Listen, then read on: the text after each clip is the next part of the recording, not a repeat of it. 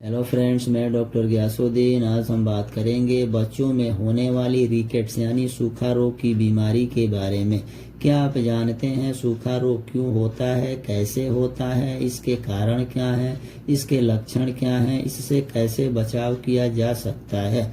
सूखा रोग यानी रिकेट्स हड्डियों से जुड़ी एक गंभीर बीमारी है जो मुख्यतः शरीर में विटामिन डी की कमी से होता है।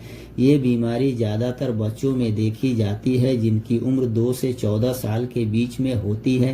रिकेट्स यानी सूखा रोग की समस्या बच्चों की हड्डियां कमजोर हो जाती है और इसकी वजह से हड्डियों या जोड़ों में दर्द समेत कई गंभीर समस्याएं होती है। सूखा रोग क्या है? सूखा रोग बच्चों में होने वाली एक गंभीर बीमारी है जो विटामिन डी, कैल्शियम और फास्फोरस की कमी से होती है।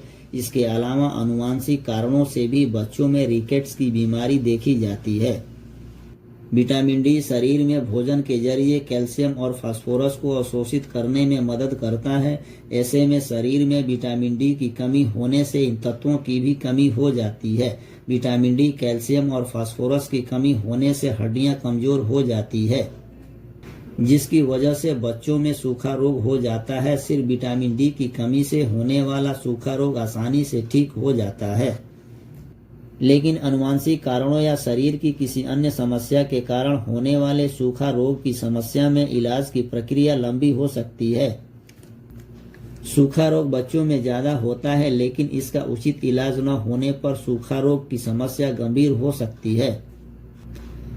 समस्या गंभीर होने पर मरीजों को सर्जरी की भी आवश्यकता पड़ सकती है। यह बीमारी लंबे समय से घर के अंदर रहने के कारण भी हो सकता है। जिन बच्चों के शरीर पर सूर्य की किरणें सही ढंग से नहीं पड़ती है, उनमें विटामिन डी की कमी का खतरा रहता है और इसकी वजह से उन्हें सूखा रोग हो सकता है। कुछ मामलों में उन्हें कुपोषण के कारण भी हो सकता है।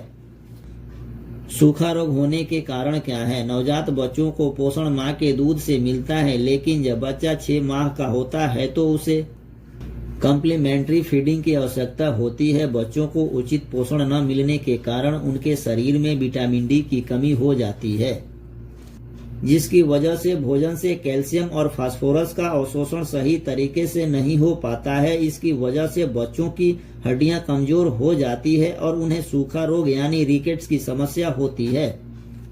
शरीर में विटामिन डी की कमी कुपोषण के अलावा कुछ अन्य कारण और भी हो सकते हैं, जैसे शरीर में विटामिन डी, कैल्शियम और फास्फोरस की कमी, सूरज की रोशनी न पड़ने की वजह से, सीलिएक डिजीज के कारण, किडनी से जुड़ी समस्याओं के कारण, वायु प्रदूषण, उच्च स्तर वाले स्थान पर रहने के कारण, आनुवंशिक कारणों से भी सूखा रोग हो सकता है। शरीर में मेटाबॉलिज्म से जुड़ी समस्याओं के कारण भी हो सकता है। ये सब सूखा रोग के कारण हैं। प्रेगनेंसी के दौरान मां के शरीर में विटामिन डी की कमी होने से बच्चों में रिकेट्स यानी सूखा रोग की समस्या बढ़ जाती है। कई बार जन्म से ही बच्चों में सूखा रोग की समस्या होती है या जन्म के कुछ समय बाद बच्चे इस गंभीर समस्या का शिकार हो जाते हैं। समय से पहले बच्चों का जन्म होने से भी बच्चों में सूखा रोग होने का खतरा बना रहता है।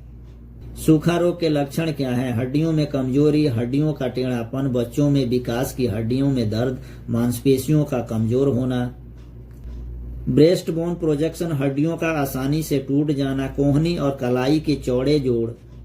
सूखा रोग से बचाव कैसे करें? खान पान का विशेष ध्यान रखें। गर्भवती महिलाओं को विटामिन डी की कमी होने पर निश्चित रूप से विटामिन डी, कैल्शियम और फास्फोरस की खुराक का विशेष ध्यान रखें। इसके अलावा बच्चों को रोजाना तकरीबन 10 से 15 मिनट तक धूप के संपर्क में जरूर आना चाहिए। अगर आपको भी ऐसा प्रॉब्लम दिखे तो आप तुरंत डॉक्टर से संपर्क करें और इसका इलाज कराएं। दोस्तों, मेरे चैनल को सब्सक्राइब करें, इस वीडियो को लाइक करें, अपने दोस्तों तक शेयर करें। Thank you.